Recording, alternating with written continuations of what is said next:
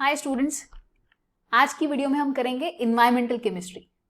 इस चैप्टर ने काफ़ी सिग्निफिकेंट पोजीशन बना ली कॉम्पिटिटिव एग्जाम्स में लास्ट 1-2 ईयर्स में, और क्योंकि बहुत कम टाइम में कवर हो जाता है, आप इस बार के फरवरी और मार्च के अटेम्प्ट्स में भी देखोगे तो इसके ऊपर हर शिफ्ट में एक एक क्वेश्चन आया हुआ है। बहुत कम टाइम में पढ़ा जाता है, तो बहुत स्कोरिंग टॉपिक है ये। तो इस चैप्टर को शुरू करते हैं फटाफट। तो सबसे पहले आता है इसमें atmospheric layers. Troposphere is the layer जो अर्थ के सरफेस से जस्ट शुरू होती है 0 to 10 किलोमीटर्स। अपनी सारी मेजर एक्टिविटीज इसी लेयर में होती हैं। एयरप्लेन्स भी इसी में उड़ते हैं। Stratosphere is 10 kilometres to 50 kilometres. इसकी खास बात है कि यहाँ पे ओजोन लेयर प्रेजेंट होती है। इसके अलावा आप देख सकते हो 50 to 85 मीजोस्फियर, 85 to 690 थर्मोस्फियर। फिर आता है सबसे बड़ा एक्सोस्फियर का बेल्ट, 700 किलोमीटर से अप्रोक्सीमेटली 10,000 किलोमीटर तक। जितनी भी सैटेलाइट्स हैं वो सारी एक्सोस्फीयर में ट्रैवल करती हैं। अब हम देखेंगे कि एक एक करके इन सब लेयर्स में सबसे ज्यादा मेजर पॉल्यूटेंट्स क्या है और उनके क्या इंपैक्ट होंगे। हम ट्रोपोस्फियर और स्ट्रेटोस्फियर की बात करेंगे इस चैप्टर में। तो ट्रोपोस्फियर में जितनी भी मेजर इंडस्ट्रियल एक्टिविटीज हैं उन सब में फॉसिल फ्यूल्स का बर्निंग होता है। ऑटोमोबाइल्स में फॉसिल फ्यूल्स का बर्निंग होता है। तो कभी भी आप फॉसिल फ्यूल्स को बर्न करोगे तो ये 4-5 चीजें आपको सब जगह मिलेंगी। फर्स्ट इज सल्फर के ऑक्साइड्स, सेकंड इज नाइट्रोजन के ऑक्साइड्स, थर्ड इज कुछ ना कुछ अनबर्न्ड हाइड्रोकार्बन्स, चौथा और पांचवा है ऑक्साइड्स ऑफ कार्बन यानी कि मोनोऑक्साइड और डाइऑक्साइड। इनके क्या क्या इंपैक्ट्स होते हैं। सल्फर के केस में मेनली SO2 की बात करते हैं हम। लंग्स के ऊपर काफी सिवियर इंपैक्ट होता है इसका, इरिटेशन इन आईज कॉज करता है। नाइट्रोजन के केस में NO2 की अगर बात करी जाए तो इरिटेंट रेड हेज। NO2 का जो कलर होता है it is reddish brown in colour. तो जहां पे भी बहुत ज्यादा क्राउडेड एरियाज होंगे, बहुत ज्यादा ट्रैफिक वाले एरियाज होंगे, स्पेशली अगर टेम्परेचर काफी हाई हो गर्मी के सीजन में, तो उस वक्त एक रेड कलर का जो हेज दिखाई देता है जो कि बहुत इरिटेटिंग होता है, that is due to NO2। Acute respiratory diseases, plants को और फोटोसिंथेसिस के प्रोसेस को सबको हार्म करता है। Next is hydrocarbons. हाइड्रोकार्बन्स का जो सबसे ज्यादा हजार्डस चीज है कि वो कार्सिनोजेनिक होते हैं, वो कैंसर कॉजिंग होते हैं इन नेचर। प्लांट्स को हार्म करते हैं, इंपॉर्टेंट टिश्यूज को ब्रेक डाउन कर देते हैं। All of that is there, but major reason is they are carcinogenic in nature. In fact most of the aromatic substances, benzene based जो सब्सटेंसेस होंगे वो काफी एक्सट्रीम्स पे वर्क करते हैं एक्चुअली। कुछ होते हैं जो बहुत ज्यादा मेडिसिनल पर्पसेस के लिए भी यूज होते हैं और कुछ होते हैं जो बहुत ज्यादा कार्सिनोजेनिक भी होते हैं इन नेचर। हाइड्रोकार्बन्स कैसे बनते हैं?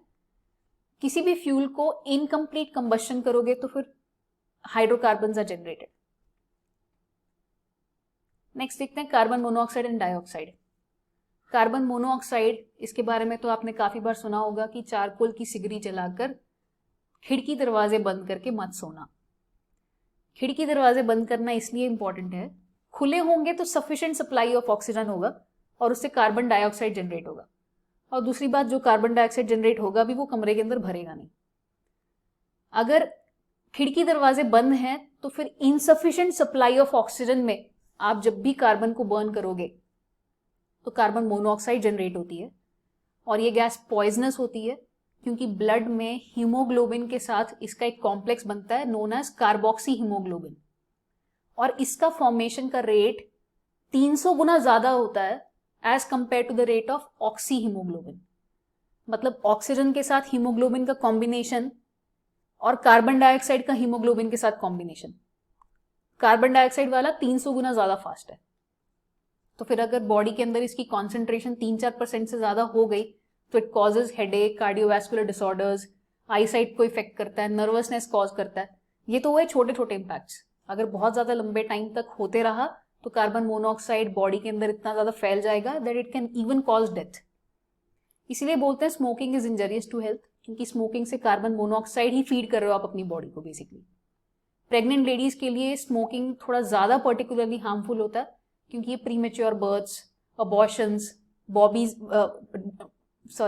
बेबीज में डिफॉर्मेशन, ये सब चीजें कॉज करता है। कार्बन डाइऑक्साइड की अगर बात करें, रेस्पिरेशन, फॉसिल फ्यूल्स को बर्न करना, ये मेजर सोर्सेज है कार्बन डाइऑक्साइड के। उसके अलावा लाइमस्टोन को जब डिकम्पोज करते हैं, लाइमस्टोन इज CaCO3, इसको ब्रेक करेंगे तो कैल्शियम ऑक्साइड और CO2 दोनों रिलीज होते हैं। अच्छा, कार्बन डाइऑक्साइड जो होता है ये सिर्फ ट्रोपोस्फियर के अंदर प्रेजेंट होता है और ये 0.03% की लिमिट में एग्जिस्ट करता है। इसका जो मेजर इंपैक्ट है that is the green house effect. Green house effect क्या होता है? सनलाइट अर्थ के ऊपर गिरती है, उसका 75% सरफेस ही एब्जॉर्ब कर लेता है, बाकी का रेडिएट बैक हो जाता है। जो रेडिएशंस निकल रही होती हैं उसमें से कुछ पार्ट जो है वो एटमॉस्फेयर एब्जॉर्ब करके रखता है। इसको हम बोलते हैं नेचुरल ग्रीन हाउस इफेक्ट। मतलब सनलाइट गिरना, रेडिएशन में से कुछ पार्ट एब्जॉर्ब हो जाना एटमॉस्फेयर के द्वारा नेचुरली, इसको हम बोलते हैं नेचुरल ग्रीन हाउस इफेक्ट। पर कुछ गैसेस होती हैं जैसे कि carbon dioxide, methane, water vapour, then CFCs, ozone, ये सब गैसेस क्या करती हैं? ये इस ग्रीन हाउस इफेक्ट को थोड़ा बढ़ा देती हैं, ये रेडिएशंस को ट्रैप करके रखती हैं, तो इसको हम बोलते हैं ग्रीन हाउस इफेक्ट। और मैं याद दिला दूं कहाँ से आया है ये टर्म, दिस हैज कम कि जब जो ठंडे इलाकों में प्लांट्स को ग्रो करने के लिए सफिशिएंट टेम्परेचर देने के लिए इस चीज को यूज करते हैं, हम ग्लास के हाउसेस बना देते हैं। तो ग्लास की प्रॉपर्टी क्या होती है कि वो सनलाइट के लिए तो ट्रांसपेरेंट होता है, उसको पास करने देता है, पर सनलाइट को एब्जॉर्ब करके प्लांट्स और सॉइल इंफ्रारेड रेडिएशंस एमिट करते हैं।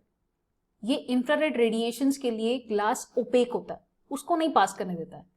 वही चीज यहाँ पे कार्बन डाइऑक्साइड भी करता है। कार्बन डाइऑक्साइड सनलाइट को अपने थ्रू पास करने देता है, लेकिन जो रेडिएशंस हैं उनको नहीं पास करने देता है। ये वाली जो रेडिएशंस हैं उनको नहीं पास करने देता है। मीथेन के कुछ सोर्सेस देखते हैं जरा, मीथेन कहाँ कहाँ से रिलीज होता है। कभी भी आप किसी भी टाइप ऑफ वेजिटेशन को अगर एयर की इनसफिशिएंट सप्लाई में डिकम्पोज कराओगे तो मीथेन रिलीज होगा। चाहे आप उसको जलाओ, चाहे आप उसको डिकम्पोज कराओ, चाहे आप उसको सड़ाओ, एब्सेंस ऑफ एयर में करोगे तो मीथेन रिलीज होगा। अच्छा, पैडी फील्ड्स में भी मीथेन का अच्छा सोर्स बनता है। पैडी फील्ड्स में क्या होता है, उन प्लांट्स में एक पर्टिकुलर टिश्यू प्रेजेंट होता है जो कि सॉइल में प्रेजेंट मीथेन को बहुत आसानी से एटमॉस्फेयर में रिलीज कर देता है, तो इसलिए paddy fields also act as a source of methane. Coal mines में होता है, रॉटिंग गार्बेज डंप्स में होता है, फॉसिल फ्यूल्स को बर्न करके, जैसे अभी मैंने बताया, फॉसिल फ्यूल्स को बर्न करके अनबर्न्ड हाइड्रोकार्बन्स रिलीज होते हैं। क्या डेंजर्स है इस ग्रीन हाउस इफेक्ट के? ग्रीन हाउस इफेक्ट से अर्थ का पूरा टेम्परेचर बढ़ रहा है और इससे ग्लेशियर्स और आइस कैप्स मेल्ट होंगे एंड जो लो लाइंग एरियाज हैं उनको ड्राउन होने का रिस्क रहता है। फिर आते हैं ट्रोपोस्फियरिक लेयर में एक दूसरा major impact of pollution, that is acid rain. Normally जो रेन होती है हमें ताजगी देती है, खुशी देती है, मजा आता है और वाटर साइकिल को रिप्लेनिश करता है रेन। इसकी जो pH होती है वो 5.6 होती है अप्रोक्सीमेटली, क्योंकि वैसे तो जो वाटर गिरता है रेन की फॉर्म में दैट इज डिस्टिल्ड वाटर, उसका pH 7 होता है, पर एटमॉस्फेयर में प्रेजेंट जो कार्बन डाइऑक्साइड है उसके साथ वो मिक्स होके H2CO3 बना देता है और वो कार्बोनिक एसिड की प्रेजेंस pH को 5.6 ले जाती है। पर अगर इससे ज्यादा एसिडिक हो जाए, pH 5.6 से भी कम हो जाए, फिर हम उसको एसिड रेन बोलते हैं। जितने भी फ्यूम्स निकलते हैं SO2, NO2, CO2 from the fossil fuel exhaust, वो दो तरीके से अर्थ के सरफेस पे वापस आते हैं। एक तो हो गया ड्राई डिपोजिशन, कि मतलब वो हवा के साथ ट्रैवल करके इधर उधर पहुंच जाते हैं और फिर सरफेस के ऊपर ऐसे ही बैठ जाते हैं। एक तो ये तरीका हुआ, उसको हम बोलते हैं ड्राई डिपोजिशन। दूसरा होता है वेट डिपोजिशन, हवा के साथ इधर उधर फैल के वो वाटर ड्रॉपलेट्स के साथ जब मिक्स हो जाते हैं तो या तो वो रेन की फॉर्म में गिरते हैं, या फिर वो फॉग की फॉर्म में हमें सस्पेंडेड दिखाई देते हैं, या फिर वो स्नो की फॉर्म में गिरते हैं। इसके पीछे होने वाली रिएक्शंस क्या हैं? SO2 का ऑक्सीडेशन नॉर्मल सर्कमस्टांसेस में तो नहीं होता है, लेकिन वो पर्टिकुलेट मैटर की प्रेजेंस में बहुत आसानी से कैटलाइज हो जाता है रिएक्शन। SO3 में अगर एक बार कन्वर्ट हो गया तो फिर वो पानी के साथ मिक्स होकर H2SO4 बना ही देगा।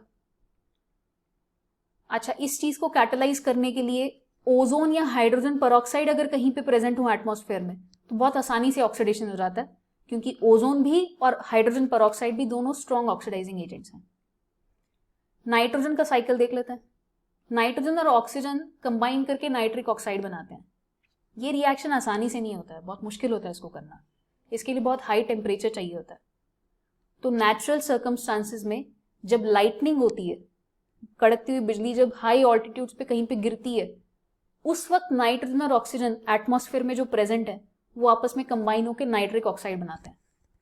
फिर ये नाइट्रिक ऑक्साइड फर्दर ऑक्सीडाइज हो जाता है नाइट्रेट्स की फॉर्म में सॉइल पे गिरता है और प्लांट्स की ग्रोथ में हेल्प करता है.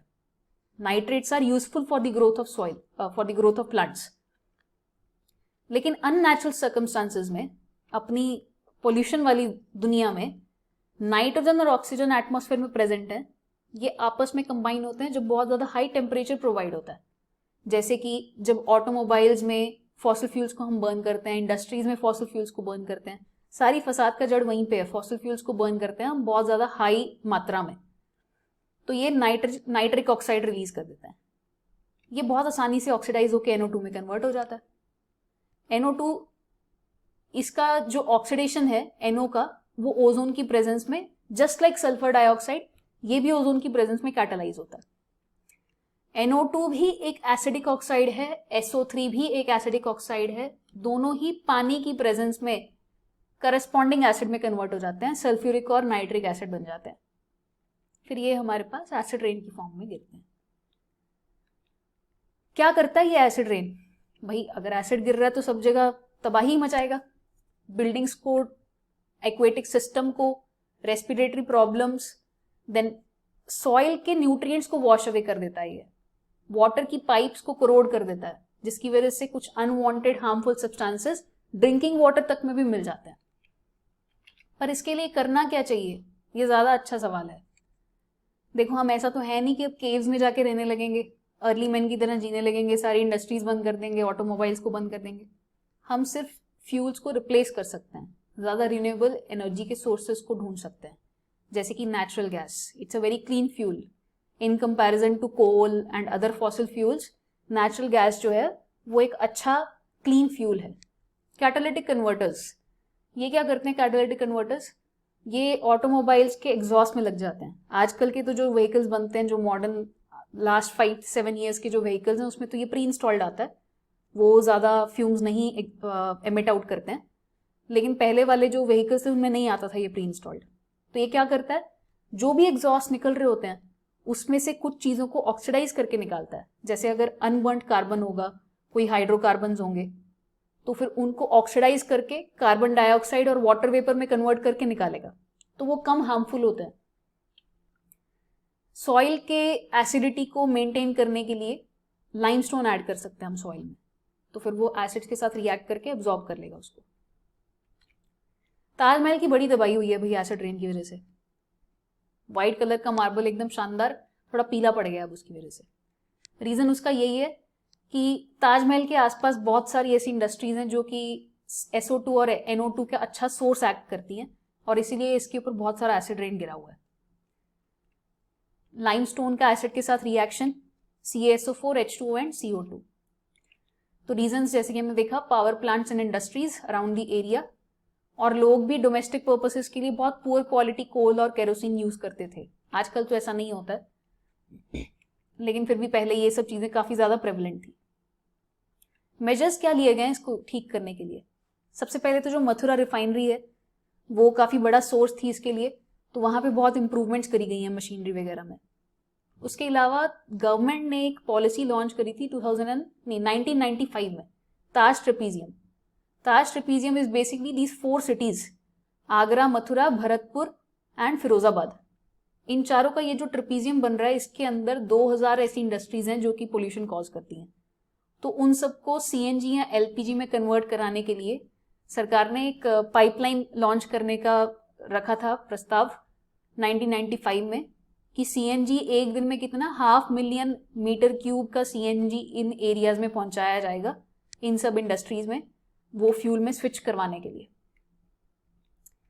अब आते हैं पर्टिकुलेट पॉल्यूटेंट्स पे. ये होते क्या हैं? These are basically minute solid particles या फिर लिक्विड ड्रॉपलेट्स इन एयर. कहाँ से निकलती है? सोर्स उसका सबका सेम ही है, इंडस्ट्रीज से और व्हीकल्स से निकलने वाली पोल्यूशन ही है ये सारी. अभी और कोई पोल्यूशन की बात नहीं कर रहे हैं. 2 टाइप के होते हैं particulate pollutants, viable and non viable. Viable मतलब जिंदा, जो भी लिविंग ऑर्गेनिजम्स हैं, जैसे bacteria, fungi, moulds, algae etcetera. Non viable मतलब dust, smoke, mist, fumes. Industries के किस किस सोर्स से निकलता है? हाँ, डस्ट का ये याद रखना, पार्टिकल्स ओवर 1 माइक्रोमीटर साइज को ही आप डस्ट बोलोगे. अब आता है वो टॉपिक जिसमें से सबसे ज्यादा क्वेश्चंस पूछे गए हैं, मतलब एक एक अटेम्प्ट में 3-3 4-4 शिफ्ट में सिर्फ इसी एक स्लाइड के ऊपर क्वेश्चंस पूछे गए हैं। That is smog. स्मोक और फॉग को ऐड करोगे तो स्मॉग बनता है, 2 टाइप का होता है, क्लासिकल और रिड्यूसिंग स्मॉग या फिर फोटोकेमिकल स्मॉग। क्लासिकल के लिए चाहिए आपको कूल एंड ह्यूमिड क्लाइमेट, इसमें स्मोक होता है, फॉग होता है और SO2 होता है।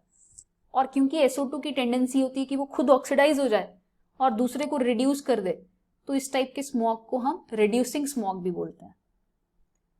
फोटोकेमिकल स्मॉग थोड़ा सा टेढ़ा है, इसको समझना पड़ेगा अपने को अच्छे से।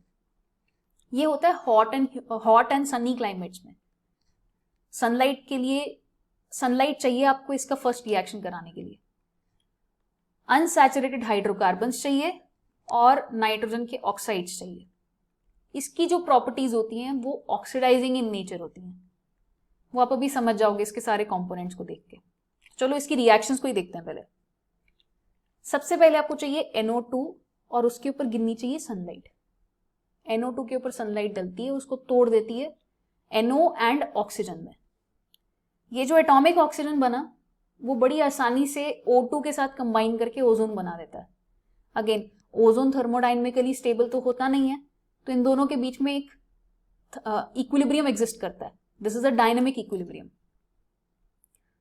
ओजोन जो है वो बड़ी आसानी से नाइट्रिक ऑक्साइड के साथ रिएक्ट करके वापस से NO2 जनरेट कर देता है एंड द साइकिल कंटिन्यूज।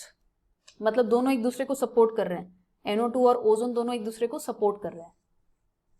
तो मतलब अब अपने रिएक्शंस में प्रिकर्सर क्या यूज किया हमने? प्रिकर्सर यूज किया हमने NO2 और सनलाइट। इससे क्या जनरेट हुआ नया? इससे ओजोन जनरेट हुआ नया। अब ये जो ओजोन है ये ऑक्सीडाइजिंग इन नेचर होता है, तो अनबर्न्ड हाइड्रोकार्बन्स ओजोन के साथ रिएक्ट करके कुछ ऐसे स्पीशीज बना देती हैं which are the constituents of photochemical smog. यही सबसे ज्यादा हार्मफुल होते हैं, जैसे कि acrolein, formaldehyde, peroxyacetyl nitrate, PAN बोलते हैं इसको। अब आप मुझे जल्दी से कमेंट सेक्शन में इन तीनों कंपाउंड्स के IUPAC नेम्स बताओगे। जैसे फॉर्मल्डिहाइड का अगर मैं फॉर्मेशन देखूं तो मीथेन बड़ा आसानी से एटमॉस्फेयर में अवेलेबल होता है, ओजोन उसको ऑक्सीडाइज करेगा और फॉर्मल्डिहाइड में कन्वर्ट कर देगा। तो इस तरीके से ये तीनों कंपोनेंट्स सिंथेसाइज हो जाते हैं। तो फिर से मैं आपको याद दिला दूं, प्रिकर्सर क्या यूज किया हमने स्मोक की फॉर्मेशन के लिए? स्मोक की फॉर्मेशन के लिए हमने NO2, सनलाइट और unburned hydrocarbons are the precursors. ये आपको रॉ मटेरियल चाहिए। बीच में रास्ते में सिंथेसाइज क्या किया आपने? आपने ओजोन बनाया। ओजोन किसके साथ रिएक्ट किया? अनबर्न्ड हाइड्रोकार्बन्स के साथ रिएक्ट किया। बनाया क्या? ये कुछ टाइप के सब्सटेंसेस बनाए, एक्रोलिन, फॉर्मल्डिहाइड और pan. Together they constitute the photochemical smog. क्या कर सकते हैं इसको रोकने के लिए? इसके लिए कैटालिटिक कन्वर्टर बहुत अच्छा काम करेगा, क्योंकि अनबर्न्ड हाइड्रोकार्बन रोक देगा ना कैटालिटिक कन्वर्टर, उसको CO2 और H2O में कन्वर्ट कर देगा। उसके अलावा कुछ ऐसे प्लांट्स हैं जो कि स्मॉग को कंट्रोल करते हैं, तो इनका प्लांटेशन हेल्प करेगा। अब चलते हैं स्ट्रेटोस्फेरिक पोल्यूशन के ऊपर। स्ट्रेटोस्फीयर में पॉल्यूट होने वाली सिर्फ एक ही चीज है, दैट इज ओजोन। तो ओजोन के बारे में ही पढ़ना है हमें यहाँ पे पूरा। ओजोन हमें UV रेज से प्रोटेक्ट करता है, पर्टिकुलरली 255 नैनोमीटर की वेवलेंथ से। अपर स्ट्रेटोस्फीयर में प्रेजेंट होता है। बनता कैसे है ये? UV की प्रेजेंस में ऑक्सीजन के मॉलिक्यूल्स ब्रेक होते हैं एटॉमिक ऑक्सीजन में, जो कि ऑक्सीजन के साथ वापस कंबाइन करके ओजोन बनाएगा। डायनेमिक इक्विलिब्रियम है क्योंकि ओजोन अनस्टेबल होता है। अब ये प्रोटेक्ट तो करता है, लेकिन बहुत सारे ऐसे केमिकल सब्सटेंसेस हम रिलीज करते हैं, जानबूझ के नहीं करते हैं, हो जाते हैं, जो कि इस ओजोन लेयर को डिप्लीट कर रहे हैं, जैसे कि CFCs, क्लोरोफ्लोरोकार्बन्स, इनको फ्रीऑन्स भी बोलते हैं। उसकी रिएक्शंस देखते हैं हम जल्दी से कि वो कैसे ओजोन को डिप्लीट कर रहे हैं। UV की प्रेजेंस में ये क्लोरोफ्लोरोकार्बन्स ब्रेक हो जाते हैं to give us free radicals. Chlorine का फ्री रेडिकल एक बार जनरेट हो जाए तो ये ओजोन के साथ रिएक्ट करके वापस से ClO का फ्री रेडिकल जनरेट करता है। जितनी भी फ्री रेडिकल रिएक्शंस होती हैं उसमें 3 स्टेप्स आते हैं। एक तो होता है इनिशिएशन, फिर होता है प्रोपगेशन, तीसरा होता है टर्मिनेशन। अभी मैं आपको यहाँ पे इनिशिएशन और प्रोपगेशन समझा रही हूँ। टर्मिनेशन तो सिंपल ही होता है, कोई भी 2 रेडिकल्स को आपस में जोड़ दो तो टर्मिनेशन हो जाएगा। तो ये हमने इनिशिएट कर दिया, हमने कंपाउंड को ब्रेक करके फ्री रेडिकल्स जनरेट कर दिए। फिर ये क्लोरीन का फ्री रेडिकल ओजोन के साथ कंबाइन किया, एक रेडिकल कंज्यूम हुआ, एक रेडिकल जनरेट हुआ। नेक्स्ट स्टेप, एक रेडिकल कंज्यूम हुआ, एक रेडिकल जनरेट हुआ। यही पहले वाला फिर से वापस बन गया। आई बात समझ? तो ये दोनों स्टेप्स बनेंगे आपके propagation steps. Chlorine radical ozone के साथ रिएक्ट करके ऑक्सीजन में कन्वर्ट कर दे रहा है उसको। फिर ये ClO का रेडिकल एटॉमिक ऑक्सीजन के साथ कंबाइन करके फिर से यही क्लोरीन का फ्री रेडिकल जनरेट कर रहा है वापस। तो इस तरीके से ozone is getting depleted because of CFCs। ये तो हुआ पोल्यूशन की वजह से कुछ सब्सटेंसेस ऐसे रिलीज होते हैं जो ओजोन को डिप्लीट कर रहे हैं। पर अंटार्कटिका के ऊपर ओजोन का जो होल है वो इसके natural unique set of properties की वजह से हो रहा है। वो क्या है उसकी कंडीशंस, उसको समझते हैं जरा। ClO का फ्री रेडिकल NO2 के साथ कंबाइन होके ClO NO2 बना रहा है। ClO का रेडिकल और NO2 ये दोनों आपस में क्यों कंबाइन कर पा रहे हैं? क्योंकि NO2 में भी एक अनपेड इलेक्ट्रॉन प्रेजेंट होता है, याद है ना? NO2 में भी एक अनपेड इलेक्ट्रॉन प्रेजेंट होता है। तो ये दोनों आसानी से बॉन्ड बना के ClO NO2 बना देते हैं। Cl का फ्री रेडिकल मीथेन के साथ कंबाइन करता है, HCl बनाएगा और मिथाइल का रेडिकल बनाएगा। बाद में मिथाइल के रेडिकल्स आपस में कंबाइन करके इथेन बना सकते हैं, वो कोई बड़ी बात नहीं है। तो देखा जाए तो ये दोनों ही रिएक्शंस में क्लोरीन के रेडिकल्स जो कि पिछले अभी ओजोन की डिप्लीशन को कॉज कर रहे थे, यही दोनों थे ना अपने प्रोपगेशन स्टेप्स में, यही दोनों यहाँ पे रिएक्ट हो रहे हैं।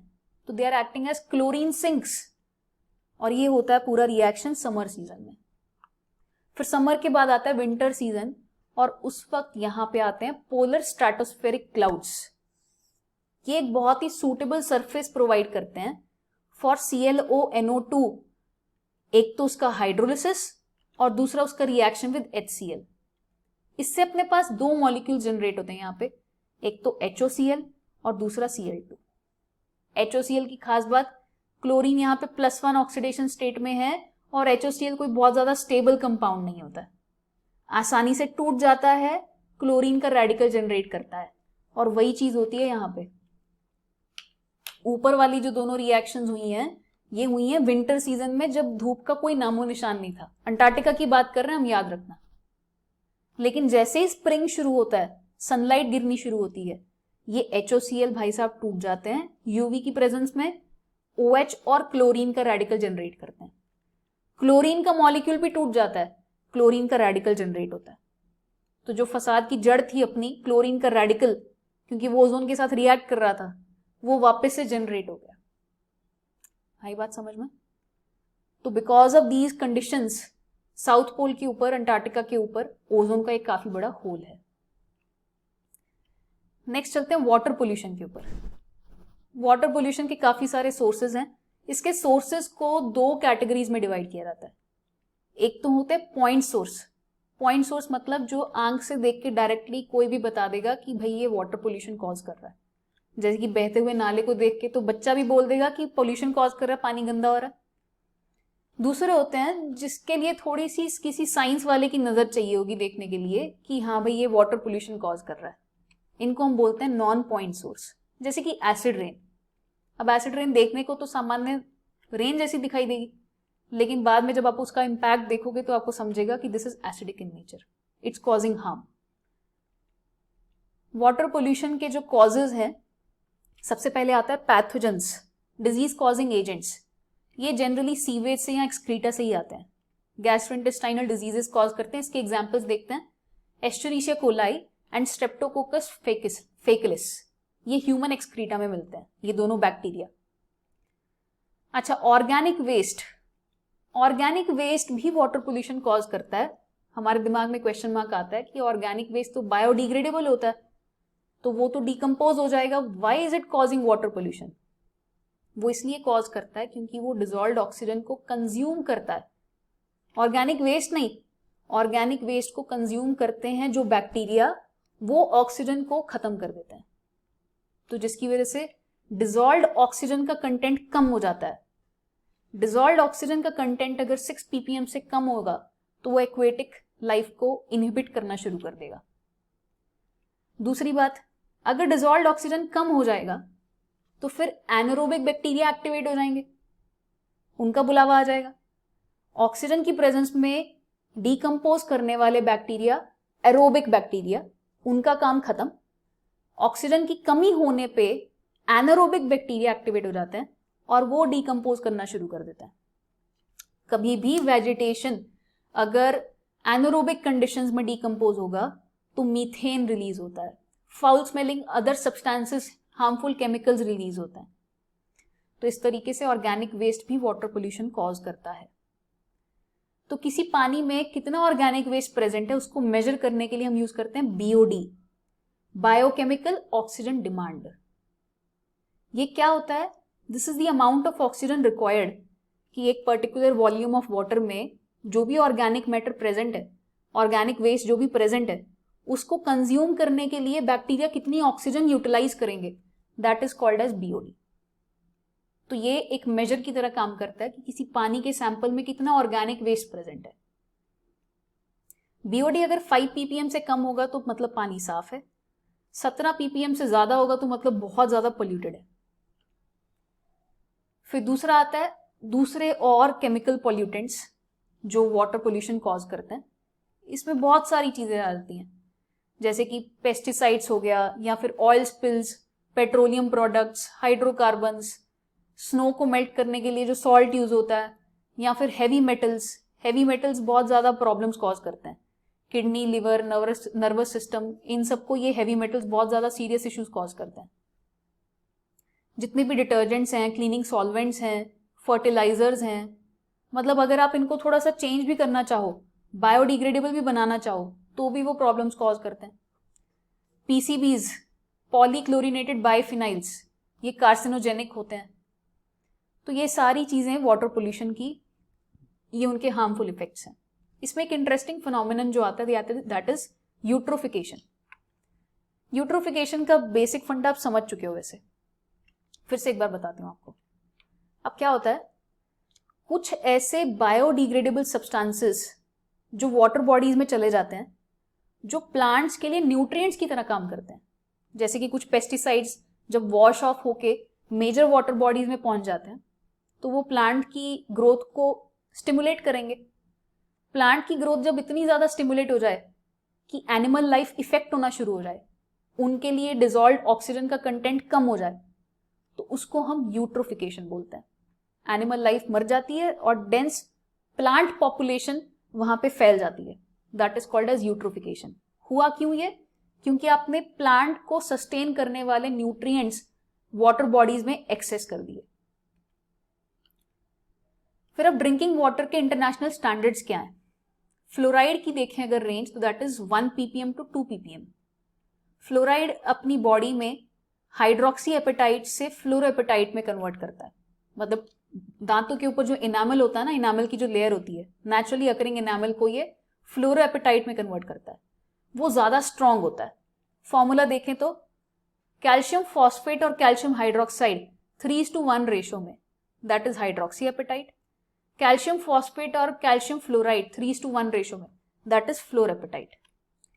फ्लोराइड अगर 1 ppm से कम हो जाए तो फिर वो टूथ डीके कॉज करता है। 2 ppm से अगर ज्यादा हो जाए तो फिर वो brown mottling of teeth cause करता है, पीले पड़ने, ब्राउन होने शुरू हो जाते हैं दांत। और अगर आप ज्यादा ही एंथुजियास्टिक होके ज्यादा फ्लोराइड वाला टूथपेस्ट यूज करने लग जाओ, 10 ppm से ज्यादा अगर हो जाए तो फिर वो हड्डियों को और दांतों को हार्म कॉज करना शुरू कर देता है। ये हुआ फ्लोराइड। देखते हैं लेड के बारे में क्या ख्याल है। लेड की जो लिमिट है दैट इज 50 पार्ट्स पर बिलियन। बिलियन है ये, 50 इसकी लिमिट है। इससे ज्यादा होगा तो फिर वो देखो हैवी मेटल कहीं पे भी आ जाए तो किडनी, लिवर, जितने भी इंटरनल ऑर्गन्स हैं, जितने भी इंटरनल सिस्टम्स हैं, किसी का भी नाम लिख सकते हो आप, सबके ऊपर हार्म होता है। अगला देखते हैं सल्फेट। सल्फेट की लिमिट 500 ppm है, इससे कम होना चाहिए, वैसे नहीं तो फिर ये लैक्सेटिव इफेक्ट कॉज करता है। लैक्सेटिव इफेक्ट का मतलब क्या होता है? Loose motions, loose stool pass करना। फिर आता है नाइट्रेट। नाइट्रेट की लिमिट 50 ppm, इससे ज्यादा होगा तो ये कॉज करता है मेथेमोग्लोबिनीमिया, ब्लू बेबी सिंड्रोम बोलते हैं इसको। तो देखो ब्लड में क्या होता है, फेरस और फेरिक के बीच में एक इक्विलिब्रियम एग्जिस्ट करता है। अगर फेरिक वाला बढ़ जाए तो फिर वो स्किन को ब्लूइश टोन दे देता है। और भी सिम्टम्स होते हैं, पर सबसे ज्यादा जो विजिबल होता है दैट इज स्किन का ब्लू टर्न हो जाना, उसको हम बोलते हैं मेथीमोग्लोबिनीमिया। ठीक बात, कुछ ऐसा दिखता है, ये ब्लूइश टोन हो जाता है। ये तो हुआ स्टैंडर्ड्स फॉर ड्रिंकिंग वाटर, कुछ और मेटल्स का यहाँ पे गिवन है। नेक्स्ट चलते हैं हम सॉइल पोल्यूशन के ऊपर। सॉइल पोल्यूशन के दो मेजर सोर्सेज हैं, एक तो हो गया इंडस्ट्रियल वेस्ट, दूसरा हो गया पेस्टिसाइड्स। पेस्टिसाइड्स की थोड़ी सी कहानी देखते हैं जरा। वर्ल्ड वॉर 2 के टाइम पे निकोटीन जैसे सब्सटेंसेस यूज करते थे पेस्ट कंट्रोल के लिए। फिर देखा गया कि भाई डीडीटी जो है वो मलेरिया और बाकी के इंसेक्ट बोर्न डिजीजेस को क्योर करने में काफी यूजफुल है। तो फिर उन्होंने सोचा कि क्रॉप प्रोटेक्शन में भी यूज करके देखते हैं।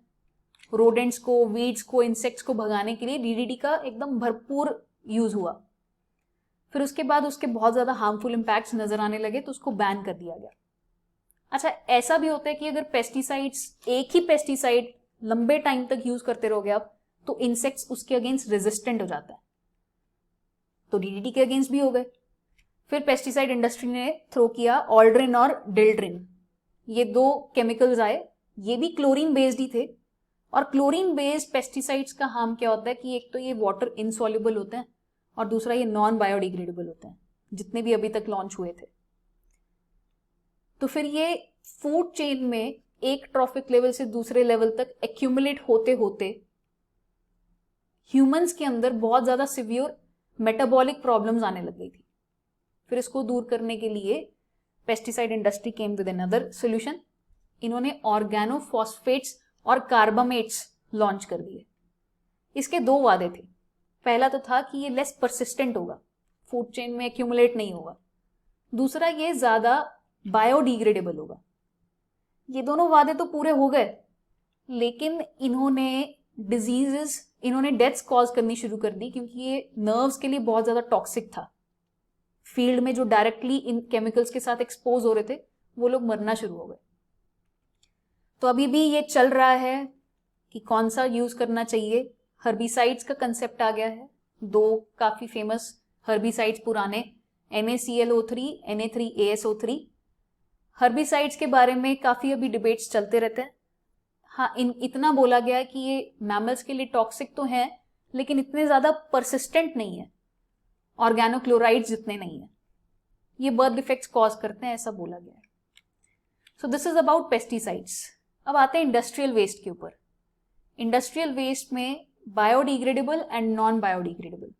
नॉन बायोडिग्रेडेबल के लिए एक ही सोल्यूशन है कि उसको रिसाइकल करो, और काफी चला भी है रिसाइकलिंग, लास्ट कुछ सालों में काफी अच्छे से इसने पकड़ा है। तो रिसाइकल करके प्लास्टिक वेस्ट से फ्यूल भी बनाया जा रहा है, कपड़े भी बनाए जा रहे हैं, एंड इवन वेस्ट को रिसाइकल करके उसको सड़ा के मीथेन बना के बायोगैस जनरेट करके उससे इलेक्ट्रिसिटी भी बनाई जा रही है। अब देखते हैं कि इन्वायरमेंटल पोल्यूशन को कंट्रोल करने के लिए क्या क्या स्ट्रैटेजीज यूज करी गई हैं। सबसे पहले तो आता है वेस्ट मैनेजमेंट। वेस्ट मैनेजमेंट में अपना स्वच्छ भारत अभियान काफी फेमस हुआ है, काफी अच्छे से पकड़ा है इसने। शुरू में कुछ चैलेंजेस आए थे लेकिन अच्छा पकड़ा। तो स्वच्छ भारत अभियान दो है, एक तो है अर्बन, दूसरा है ग्रामीण। तो अर्बन में इनके दो ही मुद्दे हैं। पहला तो है कि भाई ओपन डेफिकेशन को यूज मतलब एकदम स्टॉप कर देना है, और दूसरा सॉलिड वेस्ट मैनेजमेंट करना है। सॉलिड वेस्ट जितना ज्यादा सेग्रीगेटेड होगा उतना ही ज्यादा प्रॉपर्ली उसको रिसाइकल कर पाएंगे। इसलिए अर्बन एरियाज में सब जगह जहां पे भी कचरा गाड़ी आती है म्युनिसिपल कॉर्पोरेशन वालों की, उनके बड़े अच्छे जिंगल्स और बहुत कैची से बना दिए गए हैं। मतलब बच्चों को अपनी राइम्स याद हो ना हो, ये कचरा गाड़ी वाली राइम्स जिंगल सबको याद होती है। अब मतलब बहुत बार ऐसा देखने को मिला है, स्कूल की कोई वैन जा रही है और वो लोग सारे बच्चे साथ में बैठ के मिलके कचरा गाड़ी का गाना ही गा रहे हैं। और ग्रामीण में ओपन डेफिकेशन को कंट्रोल करना भी इनका एक मुद्दा रहा है। और दूसरा ओवरऑल अवेयरनेस, हाइजीन को बढ़ाने के लिए प्रैक्टिसेस क्या होनी चाहिए उस चीज की अवेयरनेस। फिर आता है collection and disposal. Collection properly होगा अगर पूरे गार्बेज का, उसका सेग्रीगेशन प्रॉपर होगा, तो डिस्पोजल भी प्रॉपर होगा। ग्रीन केमिस्ट्री एक अच्छा लीप था। ग्रीन केमिस्ट्री इज बेसिकली जुगाड़, कि भाई जो आता है तुम्हें, जो नॉलेज है तुम्हें, चाहे वो केमिस्ट्री की हो चाहे वो किसी और साइंस की हो, उसको यूज करो और एनवायरनमेंट के ऊपर होने वाले इम्पैक्ट को कम करो। वो कैसे कैसे कर सकते हैं हम? किसी भी प्रोसेस को और ज्यादा बेटर बना के, जैसे किसी केमिकल को सिंथेसाइज करना है तो उसको 2-3 स्टेप्स की जगह पे 1-8 स्टेप में करो। जो भी बाय प्रोडक्ट्स हैं उनको रिसाइकिल करो। तो इस तरीके से different ways, all of these veg जिससे कि आप इम्पैक्ट को कम कर सकते हो एनवायरनमेंट के ऊपर, उसको हम बोलते हैं ग्रीन केमिस्ट्री। तो ये 3 सज्जन हैं, इनको नोबेल प्राइज मिला था 2005 में। इन्होंने मेटा थीसिस बनाया था, Meta thesis in organic synthesis. तो किसी भी टाइप का प्रोडक्शन प्रोसेस जो कि पोल्यूशन को कम करेगा, इन्वायरमेंट को कम हार्म पहुंचाएगा, वो इसके अंडर आता है। कुछ जुगाड़, ग्रीन केमिस्ट्री के कुछ जुगाड़ जो डे टू डे लाइफ में देखते हैं हम। ड्राई क्लीनिंग ऑफ क्लोथ्स के लिए पहले टेट्राक्लोरोइथीन को यूज करते थे। टेट्राक्लोरोइथीन क्या होता है? C डबल बॉन्ड C और 4 क्लोरीन लगे हुए। अब उसकी जगह पे लिक्विफाइड कार्बन डाइऑक्साइड को किसी डिटर्जेंट के साथ कंबाइन करके यूज करना लग गया है। ब्लीचिंग के लिए पहले chlorine based CaOCl2 bleaching powder, chlorine based substances थे, उसकी जगह पे अब हाइड्रोजन पेरोक्साइड यूज करने लगे हैं। पेपर को भी ब्लीच करने के लिए पहले क्लोरीन गैस यूज होती थी, उसकी जगह पे अब हाइड्रोजन पेरोक्साइड यूज होने लगा। केमिकल्स को सिंथेसाइज करने के लिए स्टेप्स कम कर दिए, जैसे कि CH3CHO, ये काफी इंपॉर्टेंट केमिकल है, बहुत सारे इंडस्ट्रियल प्रोसेसेस में ये रॉ मटेरियल की तरह यूज होता है। तो इसको सिंथेसाइज कर दिया एक ही स्टेप में without any by products. Ethene ले लो, ऑक्सीडाइज कर दो, पैलेडियम या फिर कॉपर का कैटलिस्ट रख के, ये दोनों +2 स्टेट में। टर्बिड वाटर के लिए बड़ा अच्छा सोल्यूशन आया कि भाई इमली के सीड्स ले लो, इमली के सीड्स का जो गिरी है अंदर, उसका पाउडर बना के यूज करो एलम की जगह पे। एलम से क्या था, लॉस क्या था? एक तो ये टैमरिन सीड्स वाला ज्यादा सस्ता पड़ता है, और एलम से कुछ ना कुछ केमिकल्स, हार्मफुल केमिकल्स भी वाटर में मिक्स हो रहे थे, वो बंद हो गए। सो ऑल ऑफ दिस जुगाड़ इज ग्रीन केमिस्ट्री। तो इस चैप्टर में students we have covered most of the part. देखो, खुद किताब पढ़ोगे, खुद किताब से रिश्ता बनाओगे तो उसके जैसा तो कोई सब्स्टिट्यूट है ही नहीं, बट फिर भी हमने इस वीडियो में पूरा सब कुछ इस चैप्टर के बारे में कवर कर लिया है। अब आप लोग डायरेक्टली अपने प्रीवियस ईयर क्वेश्चंस को अटेम्प्ट कर सकते हो और you will be able to solve all of them. That's all students, thank you everyone, I will see you in the next video.